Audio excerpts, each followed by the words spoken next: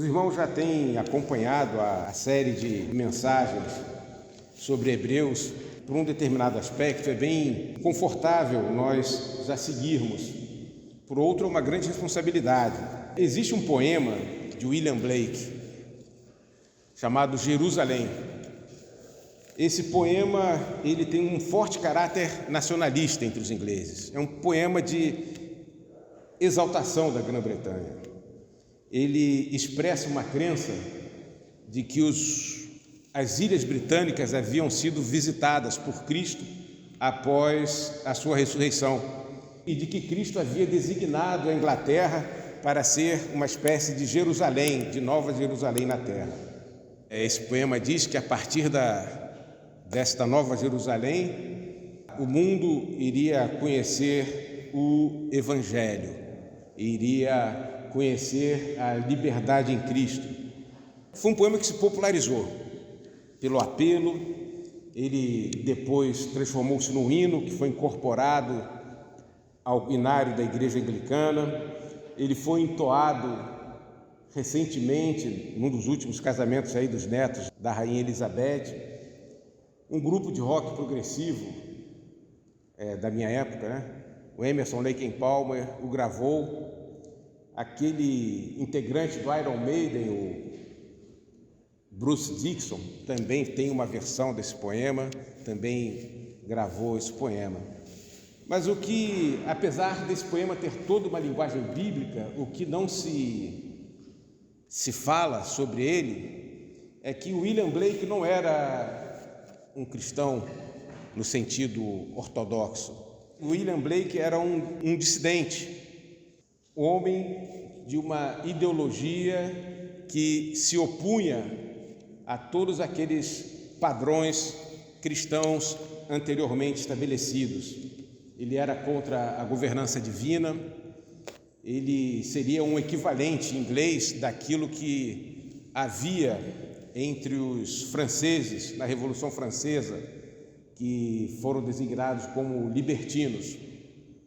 E esse poema dele, apesar de toda a linguagem bíblica, é uma defesa do antinomianismo, que é aquela heresia que nega os 10 mandamentos e que nega o Velho Testamento.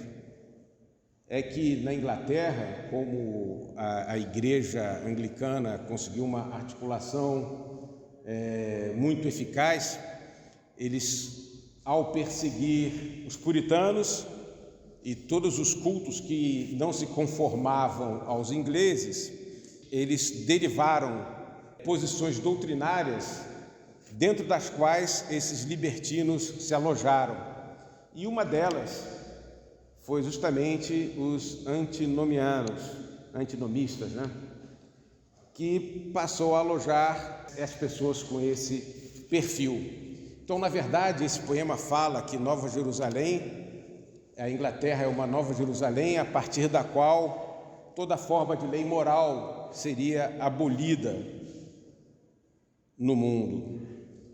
E ele tem, numa parte desse poema, ele fala o seguinte: ouvi sua voz em meu sono e seu anjo, aí ele se refere a Jesus, que ele coloca anjo em maiúsculo, em meu sonho, dizendo: Jeová perdoa um débito apenas na condição que será pago,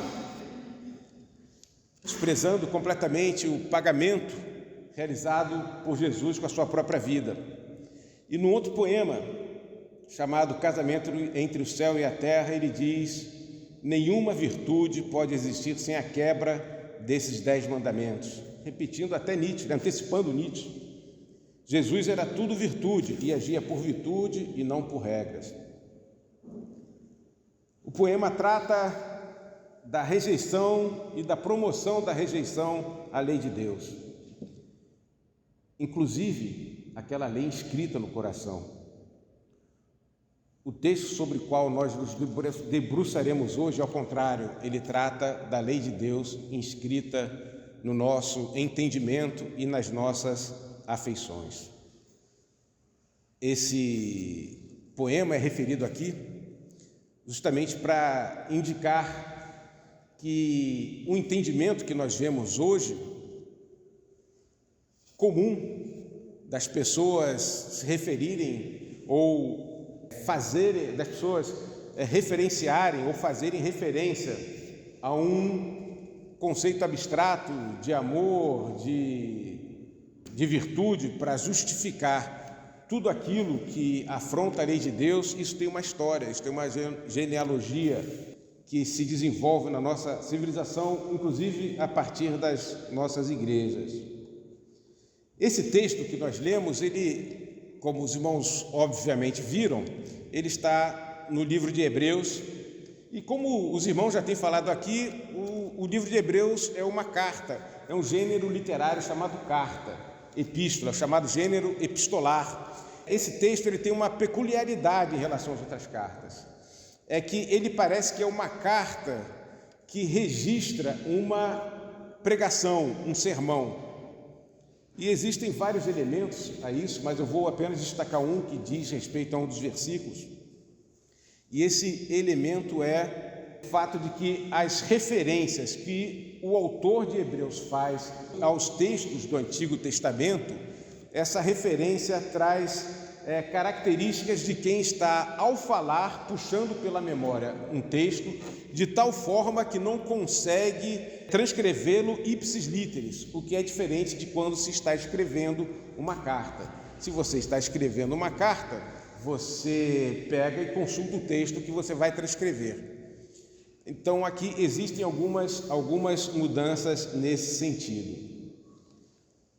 É um texto que tem o propósito, como já foi falado aqui nos outros sermões, de espantar a sedução dos judaizantes sobre a igreja, principalmente sobre os judeus.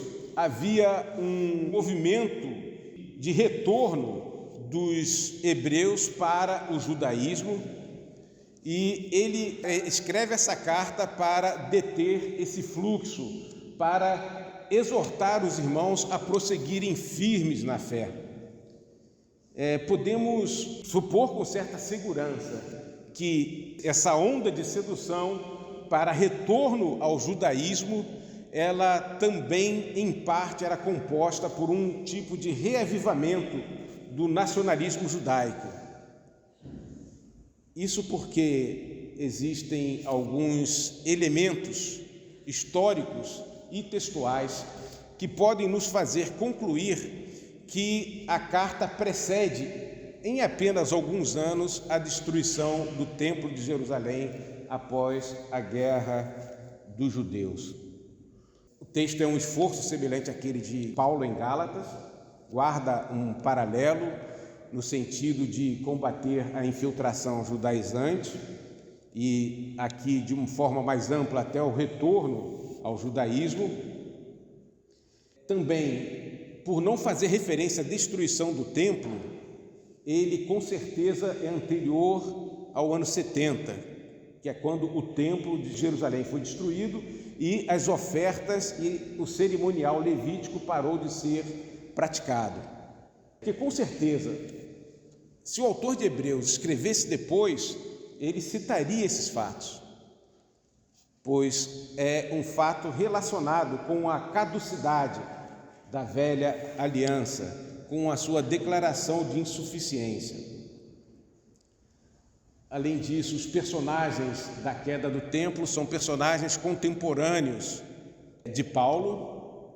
Por exemplo, o Herodes Agripa foi aquele que absolveu Paulo num determinado momento, e quem levou Paulo até Herodes Agripa é o sumo sacerdote Ananias, que ainda estava vivo quando do início da guerra dos judeus contra Roma, que resultou na destruição do templo. E Herodes Agripa tinha uma aliança política com esse sumo sacerdote Ananias, cujo filho Eliezer comandava o templo e deu a ordem de que se parassem o oferecimento de sacrifícios em honra do imperador de Roma, o que foi entendido pelo Império Romano como uma declaração de guerra, a partir do qual se desenvolveu aquela história que todos nós conhecemos, a história que todos nós conhecemos, que resultou na diáspora dos judeus, que se encerrou apenas agora, 70 anos atrás, em 1948. Esse é o contexto em que essa carta é escrita e as lições que ela nos dá obedecem a esse propósito. O que é esse propósito de exortar aos irmãos nesse contexto? E daí nós podemos tirar aplicações para a nossa vida. Dentro da história da redenção, essa carta ela registra a demonstração da insuficiência da lei mosaica. Ela começa a constituir o corpo doutrinário da igreja, que vai indicar, que a lei moral dos judeus indica a nossa falta de santidade e os nossos defeitos para com Deus, mas que ela é insuficiente para isso. Esse texto também registra, ela é insuficiente para perdoar ou resolver o problema do pecado. Ela é capaz de demonstrar que somos pecadores e ofendemos a santidade de Deus, mas ela é insuficiente para resolver o problema do pecado. Essa carta também vai começar a construir a ideia doutrinária de caducidade, principalmente dos ritos, dos sacrifícios, de como eles são desnecessários e não mais úteis. Começa a construir tudo que vem a partir desse elemento e que já veio sendo pregado aqui. O interessante é que a carta ela faz isso do geral para o específico. Então os irmãos acompanharam o reverendo Joel e os outros presbíteros quando pregaram, eles falando que primeiro ela demonstra a superioridade de Cristo em relação aos anjos, depois ela demonstra a excelsa condição de sumo sacerdote misericordioso e fiel que é Cristo, a superioridade de Cristo em relação a Moisés, a superior promessa que é feita aos cristãos, não de uma pátria terrestre, mas de uma pátria eterna e celestial. Ela demonstra a superioridade do sacerdócio de Cristo em relação a Melquisedeque e em relação ao sacerdote levítico, e destaca a eternidade do sacerdócio de Cristo. Por fim, chegamos onde está agora. Parece que ela vem de um geral até o particular, e agora ela fala não mais no sentido de história de povo, de história do povo de Deus no correr do século, mas agora ela começa a ganhar uma parte que poderíamos dizer aplicada. Agora o autor de Hebreus vai começar a compor os registros doutrinários daquilo que nós entendemos como a atuação da nova aliança na vida de cada crente, de cada fiel, quer dizer, nas nossas vidas. Então, nós vimos que ele começa no verso 7, fazendo a referência ao defeito da velha aliança, que é um defeito que consiste não no defeito moral da lei que ela expõe, mas que é o defeito que consiste na ausência de provisão dela, para que aquele povo, o povo de Deus, pudesse alcançar aquela santidade e aquela relação com Deus que deveria alcançar. E após isso, o autor de Hebreus começa a fazer uma série de colocações a partir mesmo de profecias do Velho Testamento. Então, ela faz uma referência à citação de Jeremias 31, versos de 31 a 34. E no verso 8 e 9 está transcrito isso: porque repreendendo-os, lhes diz: eis que virão dias, diz o Senhor, em que com a casa de Israel e com a casa de Judá estabelecerei uma nova aliança, não segundo a aliança que fiz com seus pais no dia em que os tomei pela mão para os tirar da terra do Egito. Como não permaneceram naquela minha aliança, eu para eles não atentei, diz o Senhor. Ele fala em repreender, que aponta para a falha da antiga promessa, e ele fala que vai estabelecer uma nova aliança. O que é essa nova aliança? Por que ele utiliza esse termo estabelecer uma nova aliança? Como vimos, ele fala que essa aliança anterior, ela era defeituosa. Então, porque ela era defeituosa, ele vai estabelecer uma nova aliança. Mas não é um remendo, é uma aliança definitiva. Então, ele inspira o autor da epístola a escrever estabelecerei. A expressão usada na Septuaginta é apenas farei, arranjarei uma nova aliança. Mas quando o autor de Hebreus cita esse verso, ao invés dele usar o termo da Septuaginta, ele usa um sinônimo, mas um sinônimo com um sentido completo quanto ao propósito do texto. Ele utiliza aperfeiçoarei uma aliança, ou darei uma aliança que será levada a bom termo. Algumas versões aparecem a expressão bom termo. É o sentido de algo definitivo, que não precisará mais ser alterado. No verso 10 ele prossegue. E por que ela vai ser definitiva e sem necessidade de ser adicionada por uma nova aliança, ou de sofrer uma adição? O verso 10 prossegue: porque nessa aliança eu porei as minhas leis no seu entendimento, e no seu coração as escreverei. Porque o defeito da antiga aliança é que ela exigia que o homem tivesse um determinado padrão de santidade, e muitos homens alcançaram um padrão, mas que nunca foi um padrão conforme o que a lei exigia. Então, aqueles que a alcançavam, que se alegravam na lei, que de algum modo já expressavam pela promessa na vinda de Cristo ter a lei inscrita em suas mentes e em seus afetos, essas pessoas ainda tinham que expressar essa promessa fazendo sacrifícios rituais rotineiros. Agora não. Agora Deus diz que vai providenciar que aquele que fizer parte dessa aliança tenha a condição de viver num aperfeiçoamento ou num caminhar rumo a essa santidade. É por isso que o texto diz que a vereda do justo é como a luz da aurora, que vai brilhando mais e mais até ser dia perfeito.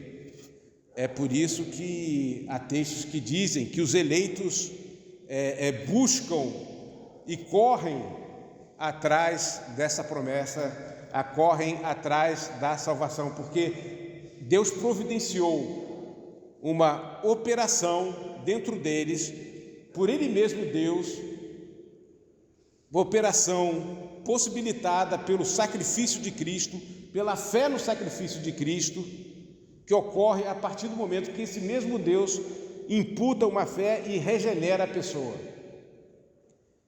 Em decorrência disso, esse mesmo Deus que inclui a pessoa na aliança, ele dá a ela os meios de cumpri-la. E é disso que o texto fala. O que vai ser escrever no coração e na mente? Quando utiliza a expressão entendimento, ele está falando na porção racional do homem. Ele quer dizer que não apenas a lei de Deus será conhecida no entendimento, mas ele também quer dizer que essa lei vai estruturar essa lei de Deus vai estruturar o entendimento das pessoas. Quer dizer, as pessoas vão conhecer a vida, vão ter a sua cosmovisão, a sua prática de vida organizadas a partir dessa lei que Deus vai escrever no entendimento delas. Isso é um conceito semelhante a que Paulo utiliza em Romanos 12:2, onde ele escreve: e não vivam conforme os padrões deste mundo, mas deixem que Deus os transforme pela renovação da mente. Então, começa no entendimento, mas não para aí, vai até as afeições. Quando ele fala de coração no texto que vai ser ler, vai ser escrita no coração, ele está falando da porção emocional do homem.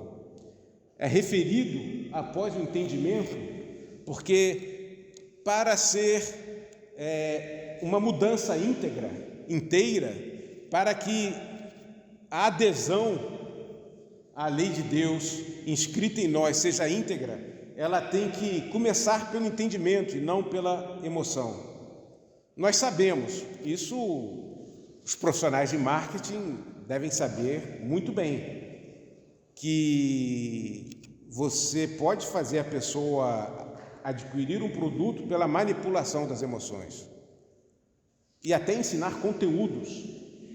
Eu me lembro quando fazia uma pós em didática do ensino superior, tinha uma aula Fundamentos Biológicos da Educação, em que o professor explicava o funcionamento do cérebro. Aí ele falava: quando tem aquele conteúdo que você percebe que a turma tem dificuldade, ou que existe um grande preconceito para as pessoas admitirem, aí você apela para o emocional, porque essa parte aqui vai fazer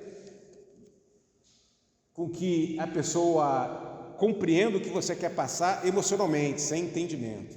E por exemplo, a pauta progressista utiliza muito disso, né? Então, nós vemos filmes em que apelam ao emocional para o herói, no final, ser um herói que tem um estilo de vida que nós,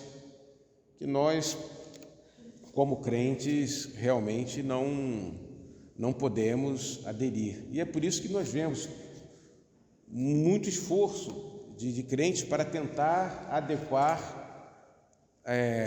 a Bíblia a algo que eles aderiram pelas emoções e não pelo entendimento. Então, por isso que o texto usa a expressão entendimento anteriormente, porque a lei de Deus, ela primeiro vai ser escrita no nosso entendimento e do entendimento ela flui para o coração, porque se começar pelas emoções, há um grande risco de que o entendimento não as receba, porque a emoção pode estar muito contaminada. E eu lhes serei por Deus, e eles serão meu povo. Essa escrita por Deus, da sua lei, no nosso entendimento e coração, remete-nos à regeneração, que nos faz compartilhar em Cristo da mesma natureza de Deus, conforme está lá em 2 Pedro 1,4. Então, a operação do Espírito de Deus em nós, a operação de Deus fazendo-nos compreender, santificando-nos, faz com que nós ganhemos o título de filhos e nascidos filhos. A todos aqueles que o receberam, deu-lhes o poder de serem feitos filhos de Deus. Esse poder é o poder do Espírito Santo escrevendo a lei em nossos corações, nos regenerando, porque ao escrever a lei em nós está ocorrendo aquilo que Calvino chama de iluminação da mente proveniente do conhecimento de Deus, conhecimento que é dado pelo próprio Deus. No verso 11, meus irmãos, nós vemos que no desempenho desse dar-se a conhecer de Deus aos pecadores, no interior de cada pecador a quem Ele exerce a sua misericórdia em dar-se a conhecer, não há distinção. É o que o verso 11 nos fala. Ele vai se dar a conhecer a gente de todo tipo. Não vai ser mais um Deus nacional. Não vai ser mais um Deus que dá-se a conhecer a uma determinada classe ou a um determinado gênero, masculino ou feminino, ou a idosos, ou a crianças. Não, a todo tipo de gente, servos, senhores, todo tipo de gente vai receber essa iluminação, essa operação do Espírito Santo para ser regenerado. Então, no verso 11 nós lemos: e não ensinará jamais cada um ao seu próximo, nem cada um ao seu irmão, dizendo: conheço o Senhor, porque todos me conhecerão, desde o menor até o maior. Quando ele fala não ensinará, ele está falando que o conhecimento de Deus vai ser universal a partir de Deus. Ele está alijando as pontes, ele está afastando os pontifícios, ele está dizendo que não há pontífice a não ser Cristo. Ele está dizendo que quem vai ensinar o fiel quanto ao conhecimento de Deus será justamente o próprio Espírito Santo de Deus. Refere-se à iluminação do Espírito para que o homem conheça a Deus. Não há quem possa reivindicar a posse da mente do homem a não ser o próprio Deus. Como nós cantamos agora no Projeto Sola, tudo é dele, da música que precedeu a pregação. Pois só ele pode revelar-se, e o faz sob a operação secreta do seu espírito no entendimento humano, tendo em vista a grandeza do seu conhecimento. Isaías diz que todos os filhos de Deus serão seus discípulos. O seu Deus o ensina e o instrui acerca do que há de fazer. Isaías capítulo 28, verso 6. E quando ele fala desde o menor deles até o maior, ele está indicando que essa iluminação do Espírito de Deus, com vistas à regeneração, é para todo tipo de gente. Não indica aí o texto uma livre interpretação das Escrituras ou ausência de ensino das mesmas. Indica, sim, o livre exame das Escrituras para a confirmação daquilo que é ensinado, e nossa mente apreende sob a iluminação do Espírito. Calvino falava, meus irmãos, que ensinar tem um duplo propósito. Primeiro, permitir àqueles que são iletrados possam adquirir seus primeiros rudimentos, e depois permitir que aqueles que já possuem conhecimento possam progredir nele. O texto não afasta o que diz Efésios: e ele mesmo deu uns para apóstolos, e outros para profetas, e outros para evangelistas, e outros para pastores e doutores. O que nos faz ver que o sentido do texto é indicar que Deus se revela tanto ao pequeno como ao grande, conforme está escrito em Joel: e há de ser que depois daqueles dias derramarei o meu espírito sobre toda a carne, e vossos filhos e vossas filhas profetizarão, os vossos velhos terão sonhos, os vossos jovens terão visões, e também sobre os servos e as servas naqueles dias derramarei o meu espírito. Esse texto indica que ele nos chama, ele nos regenera, e que ele, a partir dali, lança realmente todos os nossos pecados no mar do esquecimento.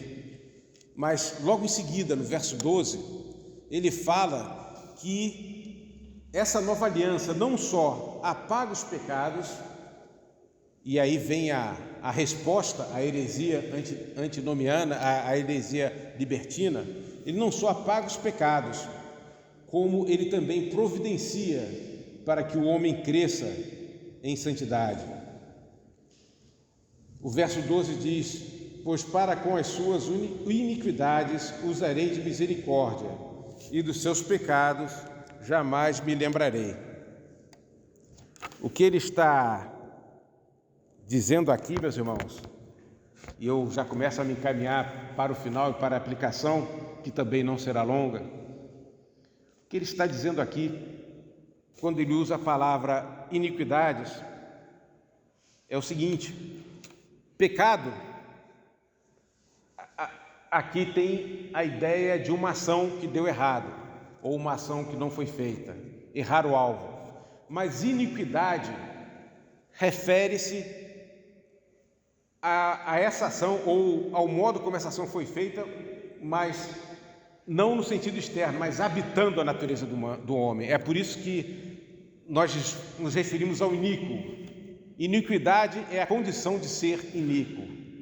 Então Deus não somente perdoa os nossos pecados, mas Ele vai fazer com que as nossas iniquidades sejam subjugadas. Ele vai usar de misericórdia para com elas, não no sentido exclusivo de esquecimento, mas no sentido de ser misericordioso em fazer com que essa condição factual de iníquo seja retirada de nós.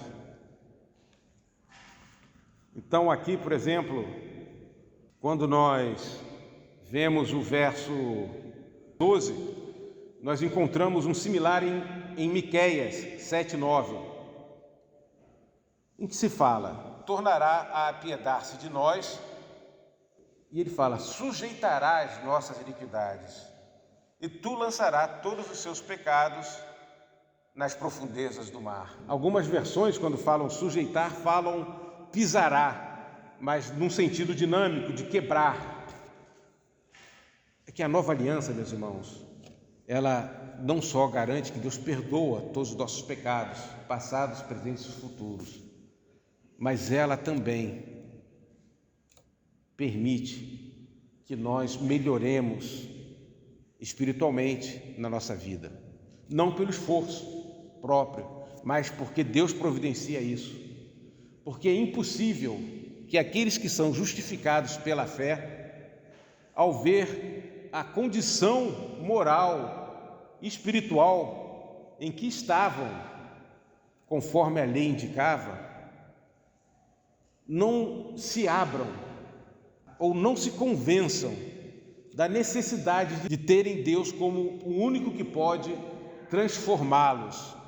Porque, tendo recebido grande misericórdia de Deus, eles passam a ter o desejo de agradar a esse Deus que foi tão misericordioso com eles. Como eles são regenerados, eles vão querer se aproximar daquele que o regenerou. Esse verso 12, então, acaba por concluir a fundamentação de como é essa aliança, de como a aliança opera em nós. E por fim, meus irmãos, o verso 13, depois de compreendida toda essa fundamentação que foi feita pelo autor de Hebreus, nós podemos nos colocar sincronicamente com aqueles irmãos que leram essa epístola ou que a ouviram e ver o quanto eles não ficaram surpresos com a providência de Deus para eles. Pois, com certeza, após lerem ou ouvirem essa epístola, alguns anos após, eles presenciaram e tiveram notícia da destruição do Templo de Jerusalém.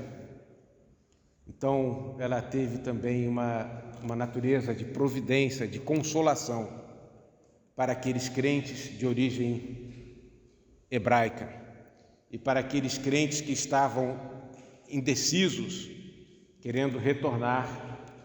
Eles viram que Deus havia providenciado para eles uma nova aliança. Passando a aplicação, irmãos, são apenas 4 aplicações que eu vislumbrei, são rápidas. A primeira é que não há como crer que Deus escreve a lei no nosso coração sem crer no que foi dito pelo autor de Hebreus, naqueles elementos todos: a superioridade de Cristo em relação aos anjos, a superioridade de Cristo em relação ao antigo mandamento, ao antigo sacerdócio, a superioridade sobre a antiga aliança, nós podemos fazer também aí uma conclusão de que a antiga aliança, a lei, não é descartada, mas ela passa a indicar aquilo que é pecado para nós, aquilo que é o pecado. Nós passamos a conhecer aquilo que ofende a santidade de Deus e que a nova aliança provê a solução para a nossa incapacidade. Podemos fazer um paralelo desse fato com o que nós lemos em todas as ceias aqui no Credo dos Apóstolos. Porque o que nós lemos no Credo dos Apóstolos inclui a obra de Cristo, o estabelecimento dessa nova aliança. Não é possível nós crermos na remissão dos pecados, na ressurreição do corpo e na vida eterna, que é a parte que as pessoas mais almejam, sem crermos em tudo que é anteriormente, que Cristo é Criador, que o Pai enviou o Filho, que o nascimento de Cristo foi virginal, que Ele ressuscitou dos mortos, que Ele estabeleceu a sua igreja como corpo místico. Não há como nós crermos nesses dispositivos finais, que são os benefícios da nova aliança, sem nós crermos em tudo que Deus providenciou para que esses benefícios finais para nós acontecessem, se assim pudermos chamar isso de benefícios. Isso também vai contra o engano antinomiano. Não podemos crer em perdão de pecados sem arrependimento. Não podemos crer que um amor tão grande de Jesus Cristo por nós, uma vez compreendido por nós, não nos leve a uma vontade ou a uma submissão à vontade de Deus. Não nos leve a ver surgir em nossas vidas uma nova natureza. Esse fato realmente nos conduz a buscar os meios de graça pelo qual Deus vai fazendo crescer em nós essa nova natureza. Não podemos nos deixar confundir pela associação sincrética do Evangelho com outras crenças ou com projetos nacionais. Assim como os hebreus criam que a aliança estava vinculada ao projeto deles como nação, nós também não podemos nos deixar confundir por isso. E existe hoje um engano nesse sentido. Pelo momento cultural e político, há muitos que associam a guerra cultural a um trabalho religioso. Você pode olhar as redes sociais, hoje muitas pessoas se identificam como cristãs no aspecto político, mas quando você vai olhar o perfil delas, assim, não há nada ali, é dístico, não há nenhum dístico de um cristão, mas elas se apresentam como cristãs porque tem uma oposição a outro posicionamento. Nós estamos numa época que existe essa possibilidade, além de haver também a confusão antinomiana, no sentido de que cristianismo é deitar-se na graça livre e poder fazer aquilo que quer. Esse é o outro engano. E por último, meus irmãos, é que devemos observar em nós, como ato de vida devocional, se as nossas iniquidades estão sendo sujeitadas por Deus, se os nossos elementos perversos estão sendo quebrados nas nossas vidas e subjugadas por Deus. É interessante nós nos lembrarmos de certos pecados passados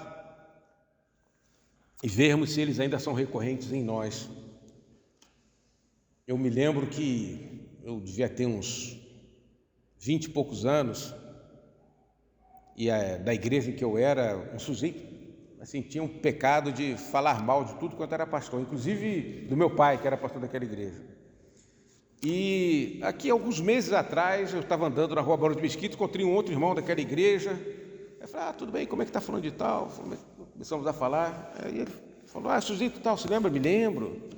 Ele está na igreja tal. Que bom. Pô, você não sabe, ele está falando do pastor de lá, na internet, foi uma coisa horrorosa. Aí começou a falar mal do pastor, falar mal do diácono. 30 anos. E nós temos também, eu também tenho meus pecados de 30 anos. Os irmãos também, não conheço cada um, talvez os tenham. Mas nós devemos observar, porque Deus deu meios pelo qual a graça dele pode fluir em nós para que esses pecados de 30 anos sejam subjugados por ele e sejam destruídos nas nossas vidas. Quais são os meios de graça, né? Todos sabem, é a palavra, é a oração. Nós podemos ler a palavra, nós podemos buscar versículos, ou pegar as perguntas dos catecismos sobre esse pecado, ou podemos buscar numa Bíblia com referências e ler continuamente, refletir e meditar, ruminar tais textos. Nós podemos clamar perante Deus. Deus, esse pecado me azucrina há tantos anos. O fato de muitos abandonarem a comunhão é também o desprezo ao meio de graça e indica que a pessoa não está preocupada ou a pessoa não está recorrendo àquilo que pode vir realmente a fazer o nome de Deus ser glorificado em sua vida, não perante os outros, mas perante si própria e perante o mundo espiritual. Porque a comunhão, a ceia do Senhor é um meio de graça. E quando se fala em comunhão, não se está só falando na comunhão da ceia, ela referencia a vida em comunhão, o sentar-se à mesa do Senhor, que é o também partilhar a vida. Devemos observar se as nossas iniquidades estão sendo quebradas. Devemos sempre recorrer aos meios de graça para que essa bênção da livre graça aconteça em nós. Amém, irmãos?